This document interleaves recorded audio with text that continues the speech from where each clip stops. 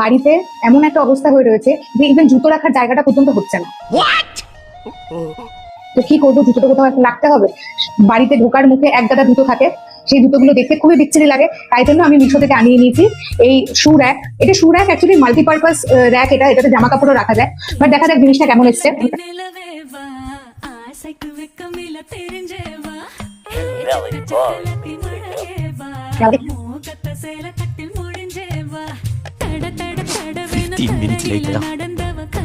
মানে পার্সেল আসলে কোন দিক দিয়ে খুলবে এটা ভাবতে ভাবতে অর্ধেক সময় চলে যায়।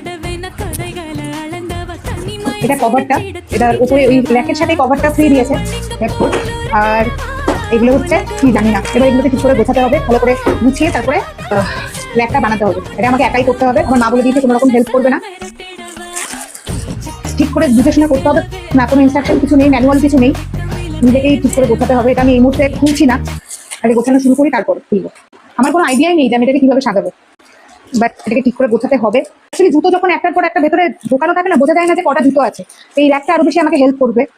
সবসময় জুতো পড়তে গিয়ে মনে হয় আমার কাছে জুতোই নেই, জামা পড়তে গিয়ে মনে হয় জামাই নেই। জামা কাপড় যেমন আলমারিটা ঠিক করে গোছানো উচিত, তেমনি জুতো র্যাকেও জুতোগুলো ঠিক করে গোছালে ঠিক মতো খুঁজে পাওয়া যায়। কিন্তু এটা কিভাবে গোছাবো, মাথায় কিচ্ছু আসছে না, বুঝতে পারছি না কোনটা কোন দিকে যাবে। এটা এরকম আসবে না এরকম আসবে, কিছু মাথায় ঢুকছে না। আর এই যে মাঝারি টাইপের যে কি বলবো, পিভিসি যেগুলো দিয়েছে সেগুলো কোথায় যাবে। আই থিঙ্ক আমার একবার একটুখানি ভিডিও দেখে নেওয়া উচিত ইউটিউবে, কারণ আমার একার দ্বারা তো মনে হয় না এটা সম্ভব।